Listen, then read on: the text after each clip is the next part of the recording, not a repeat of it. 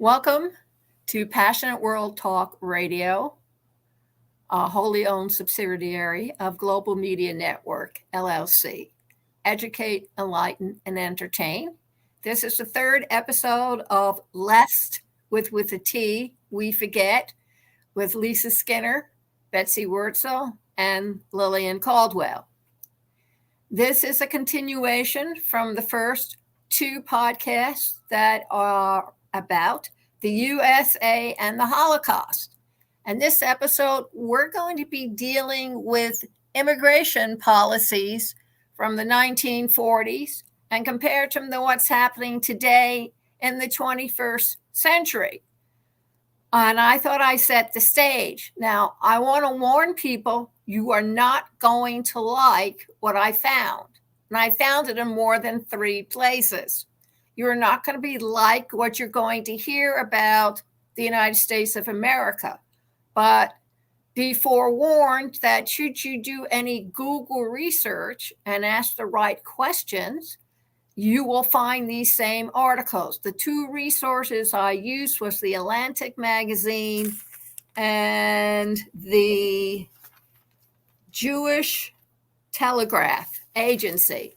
And they basically said the same thing, only it got a little bit worse when you read the article from the Atlantic and several other sources because, ladies and gentlemen, take a deep breath. The United States was based on race and the color of your skin. For example, people from Northern and Western Europe were considered white. Those who were Italian and Jewish were not white. One of the questions that are asked repeatedly about the policies and immigrations of the United States was that Nazi Germany took their direction from us. During the 1920s, when the Mexicans were coming out, they would spray 2 types of gases in their face to get rid of diseases that our government thought they might bring across the border. One of them was something that we used on the Mexicans that was pretty nasty. But the second one was even worse. And as soon as I can find what it was, I like to share it with you. Anyway, somebody from the German Nazi group came over and noticed that we used this particular spray on the Mexicans on their faces and then on their clothing. And that was to rid them of all the diseases that they would bring over. And then remember that gas that we would use over in Vietnam and some other places? They made it more hurtful. And again, the United States sprayed that on the Mexicans who came across. Now, you're going to say, but we have the Statue of Liberty to prove that we take in your hungry, we take in your homeless. Apparently, we don't. That was just fiction that was put together in the late 1890s. It has nothing to do with reality. The Germans were impressed by the KKK and how they handled the blacks down south. Euthanasia, eugenics. They loved the fact that the United States, the great United States, would take people and do medical experiments on them. But more importantly, they would determine who the disabled were, the incompetent, and the inferior, and either they would fix them or kill them. As a nation, we deported over 58 billion immigrants, which is outstanding among all the European and Eastern European nations together, in case you're interested.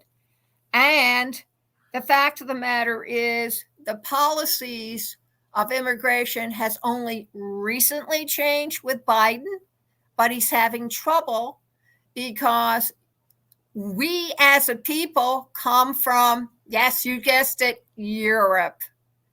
And even the good Puritans, when they came over, did not want non-white people in their country. If you read the rhetoric of our founding fathers, they pretty much say, unless there's somebody that we feel they are equal with and we like, we don't want in this country. And as all women know, the freedom to vote and the freedom to divorce laid with the men. It had nothing to do with women. So don't even think that women were part of the great white assembly in Philadelphia for when they wrote the Declaration of Independence. It had nothing to do with women. Absolutely none. So between the white race and a superior white race, that is what the United States wanted, a superior white race. Who does that remind you of? Hitler? Because Hitler gave high marks to Roosevelt for gassing the Mexicans that came up between 1917 and through the 40s. He thought that was fantastic. And when he learned that we were using that to de-germ them, he decided to take it one step further and just kill them. So the next time your kid asks you what the United States stands for, please don't tell them it stands for truth, liberty, and the American way. Because in truth, all these South American countries had the United States fiddle and interfere with their political history of their country. And who did we help? The United States government helped the wealthy and the powerful. I mean, even former President Trump helped a dictator because he and the dictator related to each other. He couldn't care about the common people.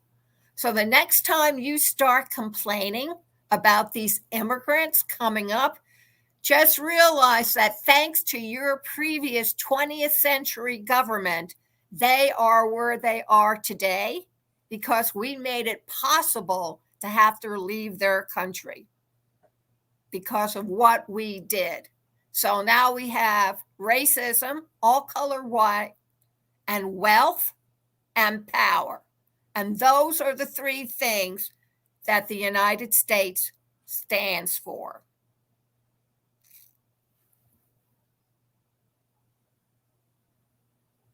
Okay, you want to take it away? Sure. Good. Betsy, did you want to go or?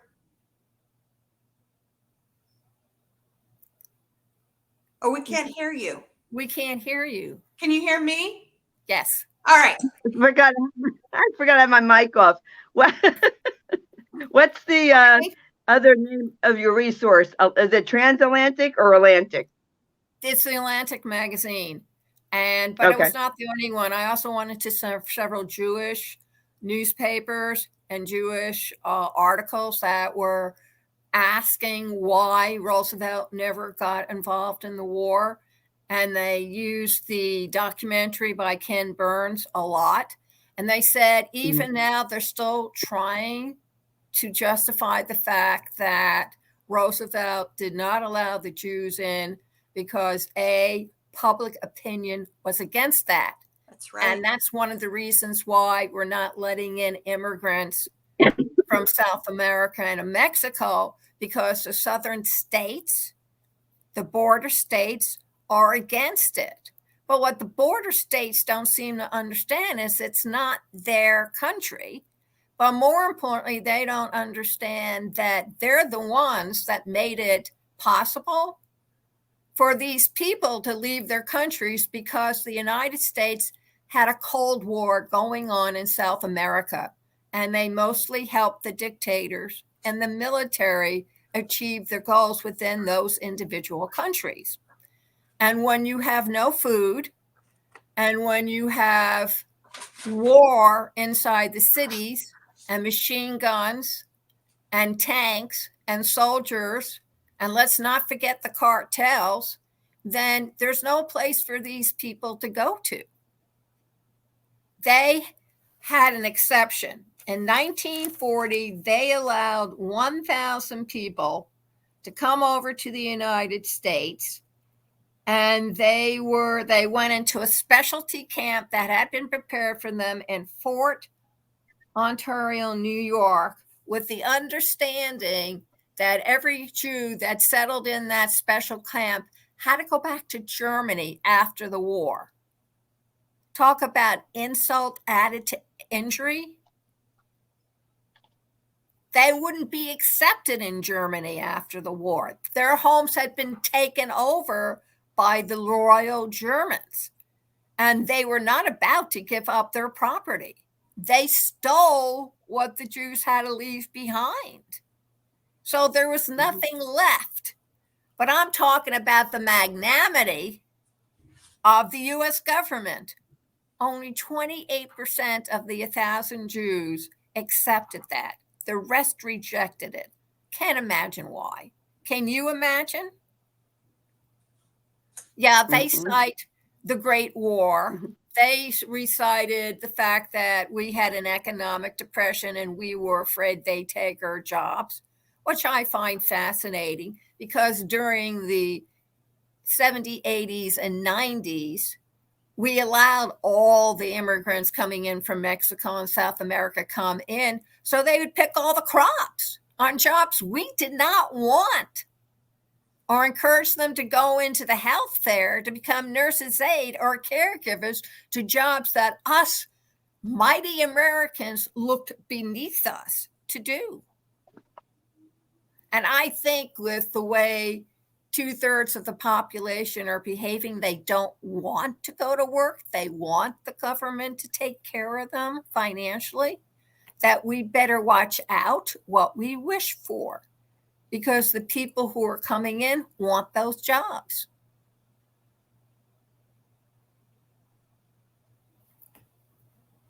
I mean, I was brought up to respect the United States, to respect the founding fathers. We got the Statue of Liberty from France. We did a good job of fooling them, didn't we?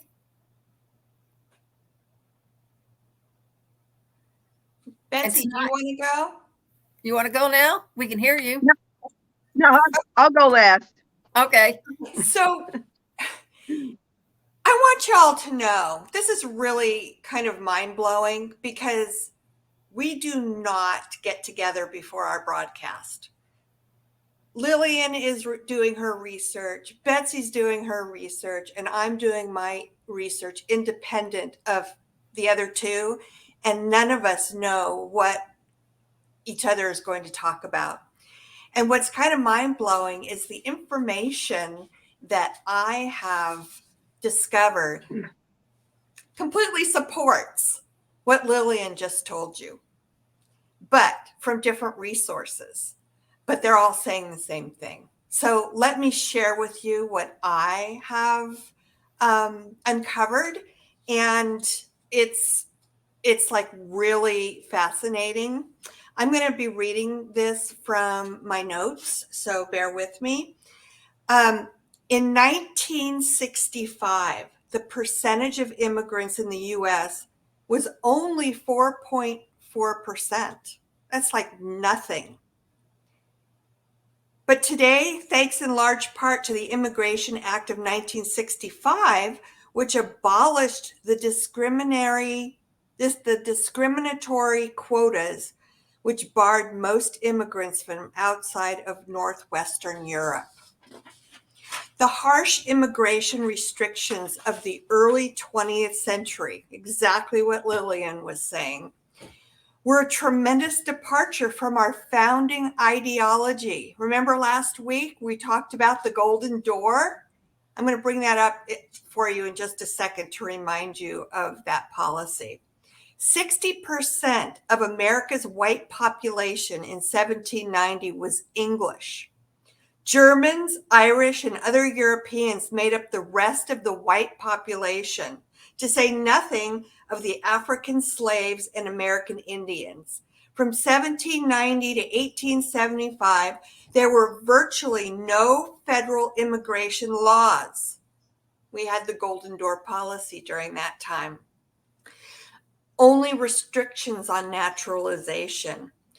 Over 9 million immigrants, and I think that's consistent with what Lillian quoted, arrived during that period, boosting the immigrant population to 14.4% of the U.S. population by 1870.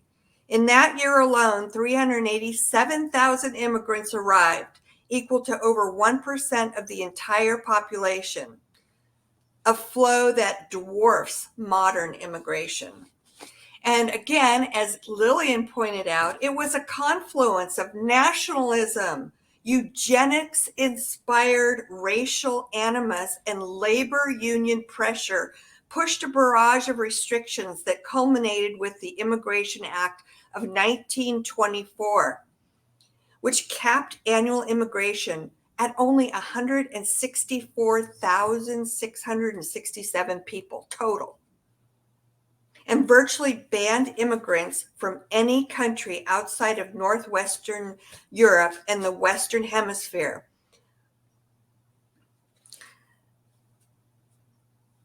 Prescott Hall, the co-founder of the Immigration Restriction League that concocted this scheme and lobbied for years, wrote, "Do we want this country to be peopled by British, German, and Scandinavian stock, or by Slav, Latin, and Asiatic races, historically downtrodden and stagnant?" The most controversial portion of the 1965 Act was the expansion of family-based or chain migration.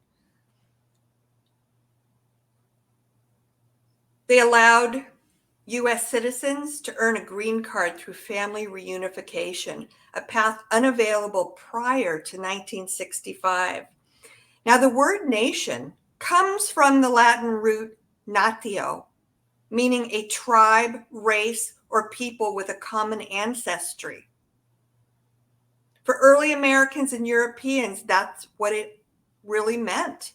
But thanks to America's immigration-induced diversity, nation has become a synonym for country.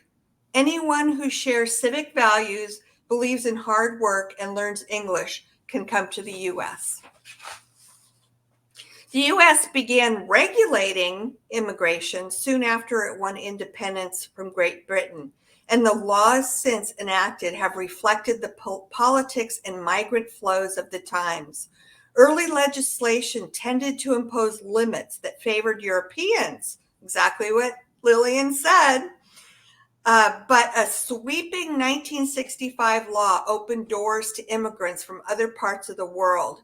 In more recent years, laws and presidential actions have been what has shaped our immigration laws by concerns about refugees, unauthorized immigration, and terrorism. You know, Ellis Island was the Golden Door for decades in Jersey City to America from 1892 to 1954. All Europeans were eligible for citizenship once they passed through Ellis Island, a right denied to Asians until the mid-1940s. Starting in 1875, a series of restrictions on immigration were enacted. They included bans on criminals, people with contagious diseases, polygamists, anarchists, beggars, and importers of prostitution. Other restrictions targeted the rising number of Asian immigrants, first limiting migration from China and later banning immigration from most Asian countries. By the early 1900s, the nation's predominant immigration flow shifted away from Northern and Western European nations and towards Southern and Eastern Europe. In response, laws were passed in 1921 and 1924 to try to restore earlier immigration patterns by capping total annual immigration and imposing numerical quotas based on immigrant nationality that favored Northern and Western European countries. Long-standing immigration restrictions began to crumble in 1943 when a law allowed a limited number of Chinese to immigrate to the U.S. In 1952, legislation allowed a limited number of visas for other Asians, and race was formally removed as grounds for exclusion. Although a presidential commission recommended scrapping the national origins quota system, but Congress did not go along with that.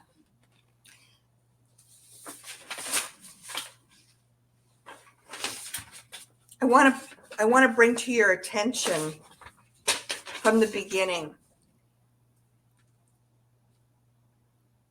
A 1790 law was the first to specify who could come to the U.S. and become a citizen, limiting that privilege to free whites of good moral character who had lived in the U.S. for at least 2 years in 1870.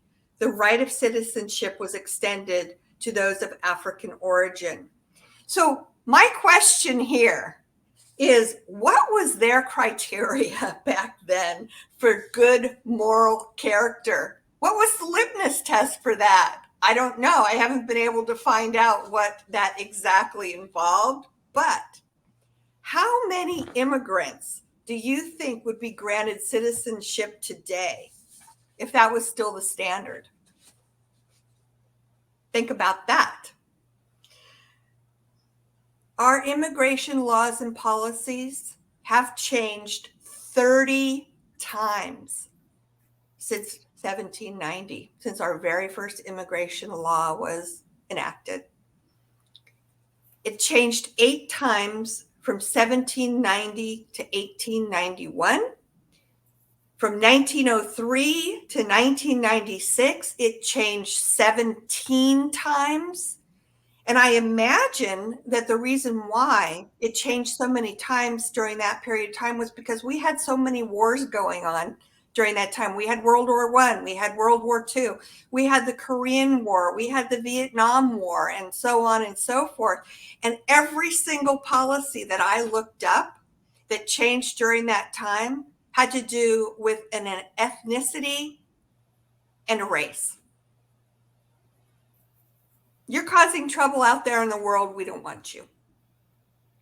And then between 2002 and 2014, it changed only 5 times. And I think there has been some recent changes, like Lillian mentioned, based on Biden's policy. But from 2015 to the current last year, I believe, it really hadn't changed dramatically. So all this really is clear evidence that our immigration policies are based on political motivations, racial motivations. I have the information right here that talks about every single policy that has been enacted in the United States since 1790 and how it's changed.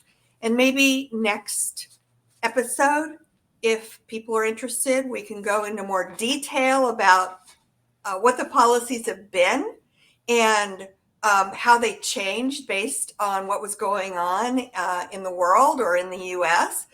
But it has changed 30 times. So anyway, very consistent information with what Lillian researched. And it is actually pretty mind-boggling because I personally was not aware until just now when we started doing this series how prejudiced and short-sighted our nation seems to really be. And me personally, I can't talk for anybody else. They can give you their thoughts on that. But I personally have always been led to believe that everybody and anybody was allowed to migrate to the United States. And that turns out that it is far from the truth. And we learned that through our research during the Holocaust, that so many Jews who are trying to flee for their lives against Nazi power were not allowed to come to the United States, and it cost them their lives. And not only that, I found the names of the two gases that the Nazis borrowed from us. I can't pronounce the first one, but I can spell it. It's Zyklon. And the Nazis saw what we were using when we were gassing the Mexicans during the 30s and 40s and thought, well, if they can do that, we can use it. And then the latter part from 1930 to 1960, we used DDT and sprayed them with it. And everybody knows what DDT is. Yeah. Well, one of the things that I read when I was researching for the last series was I mentioned that Hitler borrowed our idea of putting people on reservations. So he tried that with the Jews, but there were just too many of them and he couldn't find enough space for them. So that didn't work. Then when he decided to move forward with his great solution of killing the Jews, originally they used what we commonly know as, gassing ourselves by hooking our cars up to a hose and putting your head in a gas oven, same thing. And then after that, they discovered a poison that was a gas-based poison, and they switched from literally hooking up gas coming into rooms and eliminating people that way to they use shower heads instead. Yes, to using shower heads instead. And that was the final, what he called his final solution. But the thing is that the United States, and I'm sure Betsy will say a few things on this, has not learned anything. I can understand now more why Roosevelt didn't want to get entangled with Hitler, but it doesn't excuse his actions. Does it, Betsy?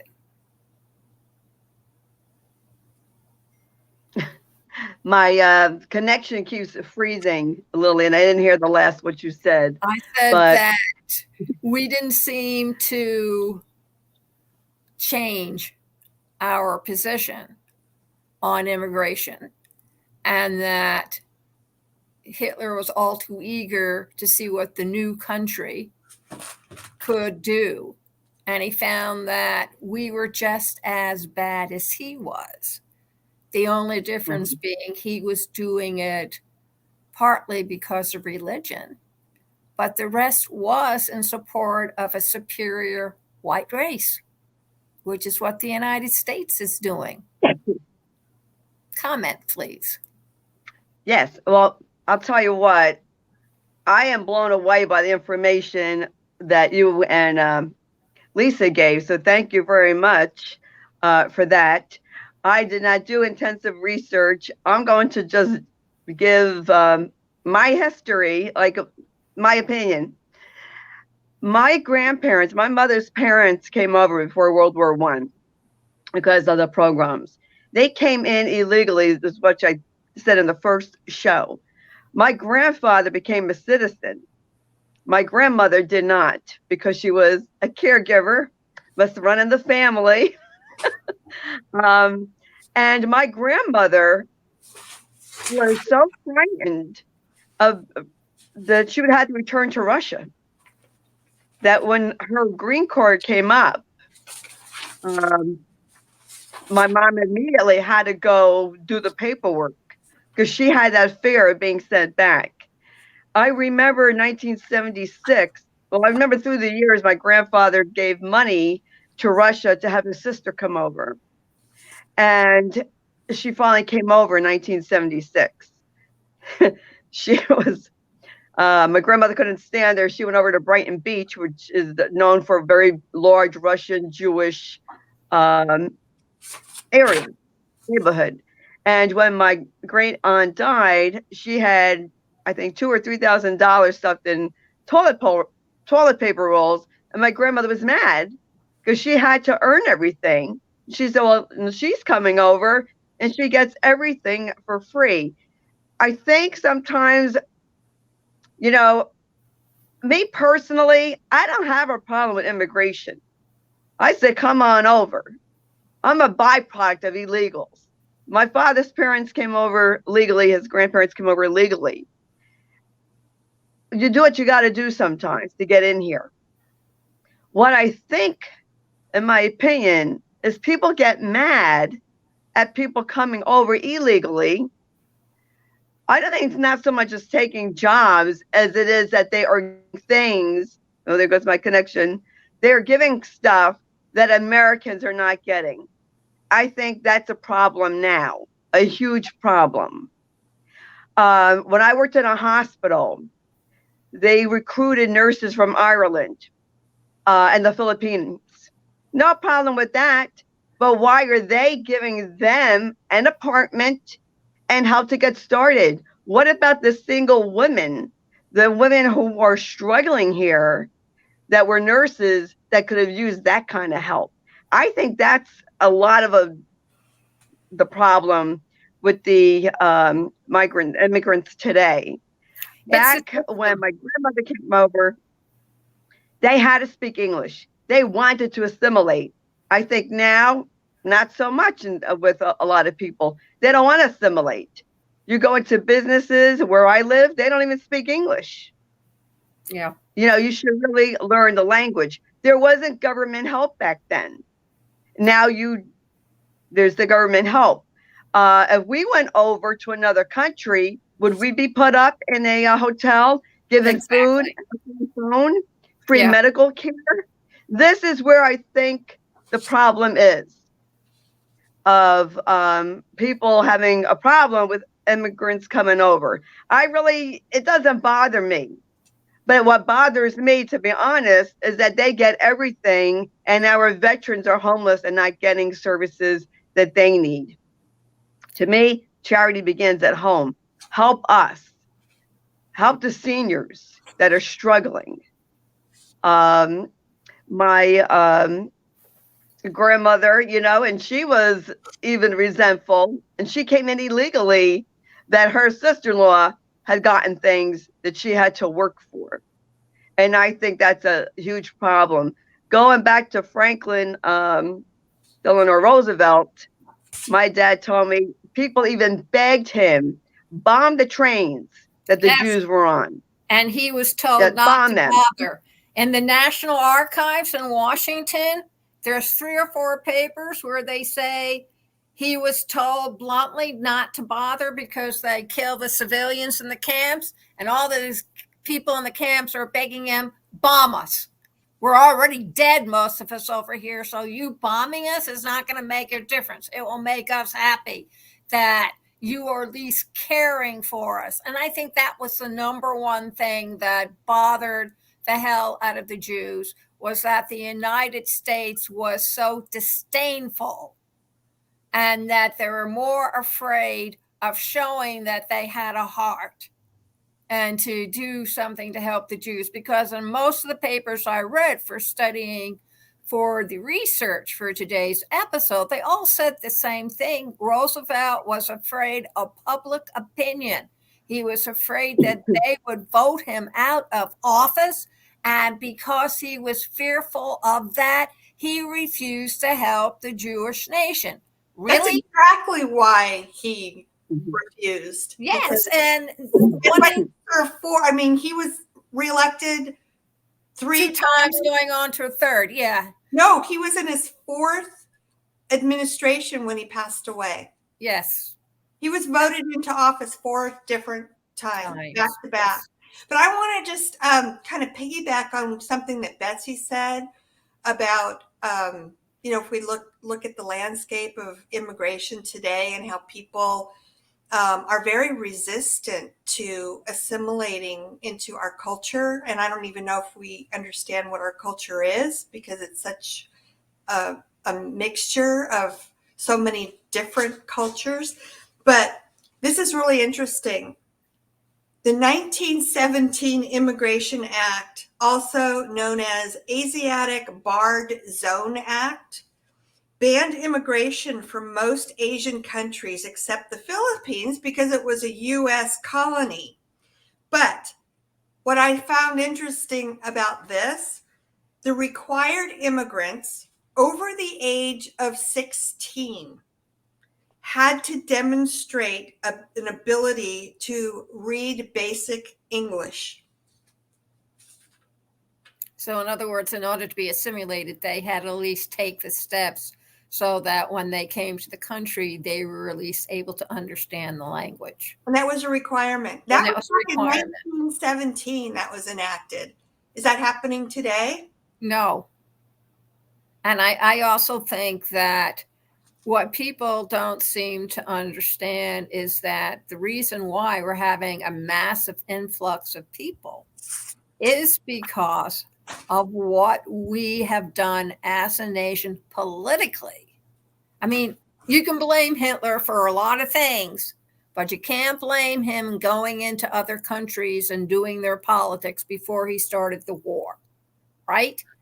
The United States was down in South America during the 60s, 70s, 80s, and 90s. You all read about the different deals that the CIA, the FBI, and the U.S. government did with the different dictators that came up through the ranks. And not one of them did the United States say, "Thou shalt not kill your poor.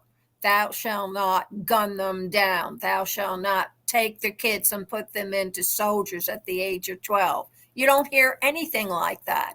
All you hear about is that even Hillary Clinton was involved in this when she was as Secretary of State.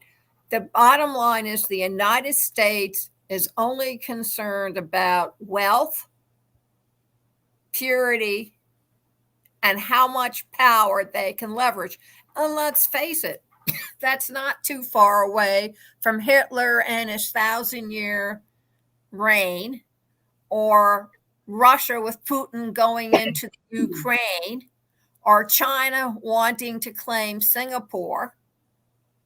It's all related, and it all comes down to the point where man, because I don't see too many women in high power seats at the moment, make the decision because their egos are tied up with what they want to do militarily. It's called empires. They haven't changed. This is not, no. And since 1776, when this country was officially put together or separated, designed, we've seen, now that we've all done this exhilarating research, it just keeps getting worse and worse and worse. I think the big question is, will it change? Can it change? Should it change? Because it seems like it's becoming more and more extreme as time goes on. And I think the history of what I've read substantiates that. So would you agree that maybe... You know what always baffled me? It always baffled me that, everyone is either where country they came from, right? Irish, Japanese, Chinese, wherever you came from, Polish. Why is it with Jews, you're a Jew? Yeah. You're not, they could be from Poland, Germany, but you're not allowed to say, okay, I'm a Polish Jew or Irish Jew. You're a Jew. And I think it's weird that people don't think of Jews as being Caucasian. How come when there's when they had the surveys that you fill out, what nationality you are, ethnic background. They don't have Jewish down there. No. There was an I just that that I found in my research. Asians were the exception, and I agree totally with what you're saying, Betsy. It seems like the Jews are considered to be a completely separate race of people. It's a religion, and they come from all over the world. But the exception to what you're saying is there was a restriction on Asian immigration that we've talked about the last couple episodes. In 1882, Asians weren't even allowed to come into this country. And then they eased up on that, but there was a very strict limitation of how many Asians could come to this country. But it wasn't exclusive to coming from Asia. If you lived in England and you were of Asian ancestry, you were included in that quota. So being Asian is like being a Jew, that if you fall into that category, they're not just excluding you because they don't want you coming from one single country. They just don't want you coming, period, if you fit into that bucket. And that was actually an immigration law. Same kind of segregation that they did down south, that even if you had 0.5% of white blood in you, but your parents were black, you were black. Didn't matter. And I think that that is a race problem, a race prejudice of how people view other people. My son has quarter Penobscot Indian blood, and yet when we lived down in Houston, he was an Indian, lazy, shiftless. He'll become a drunk. I'm not going to tell you some of the things they said that would happen to my little boy, because that was their attitude. Didn't matter that he wasn't red looking. He had bronze skin. He matured faster than the other kids, but he was still an Indian, lazily, shiftless. I had to listen to it. He came home with his face cleated quite a few times. He wasn't white. He didn't deserve to be in the same school. He didn't deserve to sit at the same chair in the cafeteria with other white kids. Discrimination is discrimination. And it doesn't matter whether you're Jewish or a Native American Indian, or if you're black or Italian. If somebody has made up their mind and repeats it enough times, they believe it. And if you teach it from one generation to the next, they will believe it too. Well, we're seeing the prevalence of that today. Yes. With African Americans.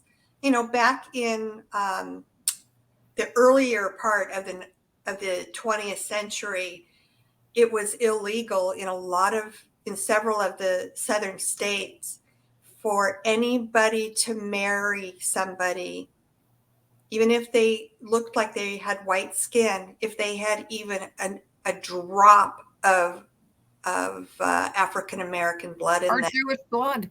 Down south, they had signs that says no niggers or Jews.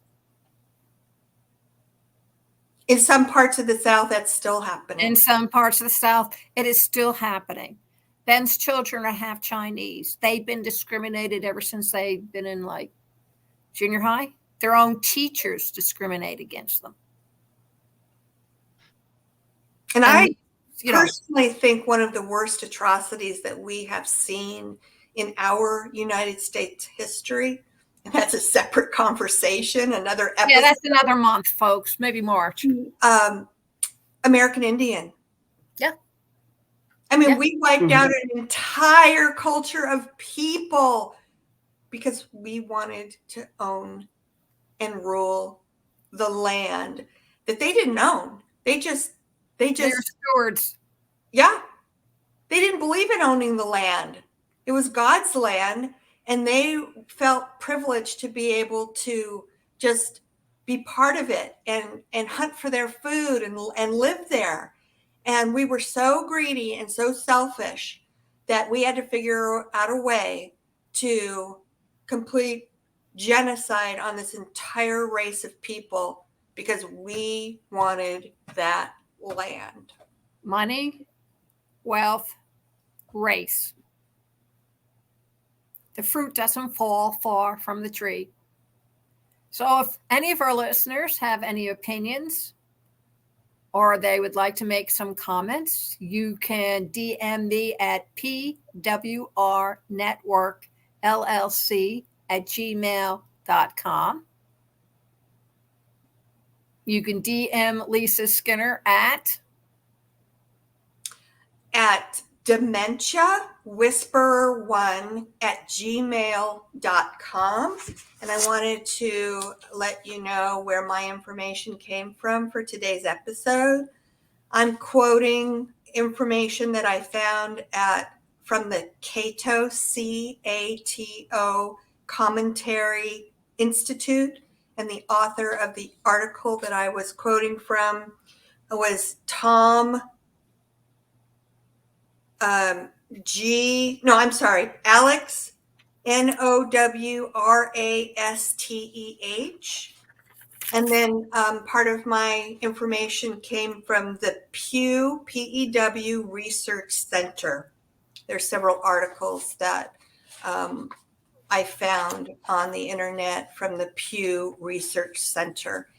And they all say the same thing. They really do.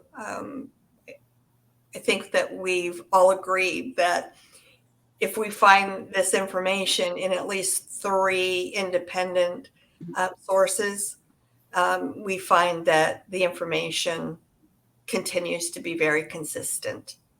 Absolutely. So I found the article by Caitlin, Caitlin Dickerson at the Atlantic magazine. I found some of it at Wikipedia, which is a compilation of many materials put together as a digital encyclopedia. And the rest I got from the Jewish Telegraph Agency. All you need to do is put in those words and you will find it, the information. And if you go down Google, every single one of the articles dealing with the Jewish and the Jews and the Holocaust and the policies of the 1940s in the U.S. and the policies of the U.S. now in the 21st century, they all agree. They all took a lot of their information from Ken Burns' documentary. And some of the information, if you go to the Freedom Information Act, you can find it in the records of the presidents of what they did and what they did not do with immigration. Plus, there's several senators who were quite upset that the United States was not what they said they were. And one of them is a Senator Green, and the other one was, Senator Green says that our nation to defeat fascism doesn't rally as well as we should. And in other words, we say the fascists are doing bad things in Germany, but we're doing absolutely nothing about it because we're afraid to. One of the things that I'd like to add, because I also used Ken Burns' documentary to cite some of the things that I've been discussing on the last couple of episodes. And his documentary is America and the Holocaust in the U.S., plus a couple books that I found. It said in all 3 of those resources that this information is fairly recent. It's been only recently discovered by finding diaries and files and memoirs from people who lived during the Holocaust. And it's just been fairly recently discovered. I'd say maybe, I don't know, Lillian, was like the last 20 or 30 last 20 years. This is the disc that you can buy on the Holocaust. So Ken Burns said that, and the other 2 books that I got my information from, they all stated This is fairly recent information. Yeah, this is new history, but I think it's because the records have been open, and since the U.S. government now allows you to go into its records, whether it's the military or what previous presidents have said, I think it's very important for people to realize that yes, compared to the rest of the world, the United States is a wonderful country. But please take the United States off its pedestal. It's not a god. Probably explains why all of us, yes, we're all baby boomers here, grew up believing that the United States was, so fair and so generous to anybody who wanted to come. And now that this new information has been uncovered and revealed, we're finding out it's a completely different story. And you have to understand that us baby boomers came when television first was used. So the information was finally being passed along. They only did so much with the radio, which was also then used during the 30s. But TV really opened up the world. Actually, World War II opened up the world to us. Previous to that, we were in an isolation period because we did not know what was going on in the rest of the world. And I think it really shocked our soldiers, who were mere fathers, husbands, regular people, not a standing army, not the kind we have today. They were shocked to see what was going on in other countries with the government and with the behavior and the culture. And what television did for our generation, now the internet is doing for the generations coming up underneath us. And it is just an extreme polarization or version of the television information that this panel was able to get, and much more open than what our parents and grandparents were able to get by listening to the radio. And before that, it was telegraphs and, Pony Express. Pony Express. So I think that really explains pretty profoundly how we do have access to so much more information now is because of modern technology, and it is exploding. It has exploded. It has exploded. For our audience, we want to thank you for joining us today at Passionate World Talk Radio. And you can find us on all social media. Plus, you will soon be hearing us on a terrestrial radio station in Atlanta, Georgia. We'll be here twice a week for 1 hour. Mondays from 10 a.m. to 11 and Wednesday from 10 a.m. to 11. Next time I'll make sure I can post it where you can start listening in. Our first program airs April 1st. So please come into our website, passionateworldtalkradio.com. On the blog, the audio and video will be posted. The video will be posted on YouTube, Facebook, LinkedIn, Twitter, you name it. We will probably show up on it. Words to the Wise, Spotify, and Amazon now has video, so you'll also see this video up there. And we want to thank you for listening. Last word before Betsy gives her information out is that if you have something in your history, or your grandparents may have passed along some kind of historical atrocity that they were a part of, and you wanted prodded, poked, and exposed, let us know so we can get it out into the open, because as long as it remains in the dark, it will never be resolved. Mm-hmm. But if you bring it out and expose it and keep on talking about it, chances are a solution will be found. Betsy. Yes, I have to say this while I don't forget. Liam Neeson was on The View yesterday, and he played Schindler's List movie, and he commented on Ken Burns' documentary and how wonderful that documentary is. And as the Holocaust survivors are dying, we should not forget. So I just wanted to emphasize that. My email is Sloan, SLOAN, Betsy, yes, I know who I am, 31@gmail.com. Terrific. Do you want to put any closing thoughts on the matters, ladies? Just want to thank you for joining us today and keeping an open mind and listening to what we have to say. And hopefully you've learned a lot from the research that we've put into this, because it's very important to our future generations. Yep. Thank you for listening. And I think we should all treat each other with respect and dignity. And just shine your light and be kind, because it'll be a much better world if we were kinder, and let's just love up on each other instead of hating each other. That's what I have to say. Thank you. And one more note, just remember, it may happen to you where you need to immigrate to another place for whatever the reason. So you want to be treated with respect, kindness, and gentleness.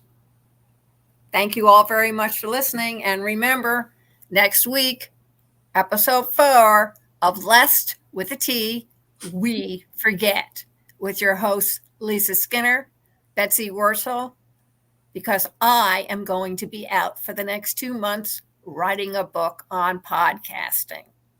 Thank you all. All right.